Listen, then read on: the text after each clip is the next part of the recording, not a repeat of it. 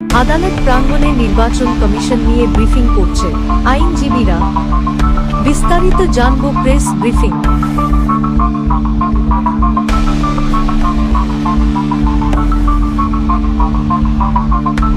এইভাবে থাকে যে তারা কোনো পক্ষ অবলম্বন করলে অপরপক্ষে এগ্রিভ হবে, এই জন্য তারা নিউট্রাল আম্পায়ার হিসেবে দায়িত্ব পালন করে। হাইকোর্টেও ইলেকশন কমিশন এই কেসটা কন্টেস্ট করেন নাই। তাদের ধারণা ছিল যে যেহেতু এটা রুলই হয় নাই, ঠিক আছে, আমার রিজেক্ট হয়ে গেছে, সেই জন্য তারা কন্টেস্ট অনুভব করেন নাই এবং সেই জন্য করেন নাই। আর ইলেকশন কমিশন বলতে চাচ্ছে যে আমাদের কাছে এগুলি কপি আর যেটা যে সার্ভ হয় নাই, এটি তারা বলছেন গতকাল কারণ।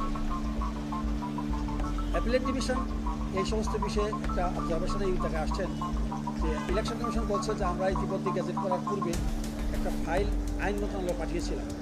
এই ফাইলটা এখন সেখানে আসে নাই।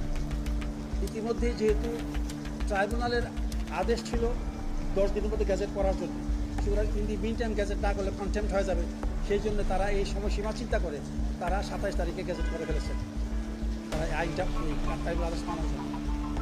সুতরাং স্থানীয় সরকার মন্ত্রণালয় তাদেরকে চিঠি লিখে বললেন যে আপনারা আপিল করবেন কিনা। তারা তখন চিঠি লিখে স্থানীয় সরকার মন্ত্রণালয় জানাইলেন যে আমরা এই বিষয়টায় আইন মন্ত্রণালয় লিখেছিলাম, তারা কিছু বলেন নাই। কিন্তু মিন টাইম ট্রাইব্যুনাল আদেশের সময়সীমার মধ্যে আমরা গ্যাজেট করে ফেলেছি। সুতরাং গ্যাজেট করে ফেলার পরে তো আমাদের আর কিছু করা থাকে না, বিষয়টা এখানে এই পর্যায়ে নিষ্পত্তি হয়ে গেছে। এই সমস্ত বিষয়ে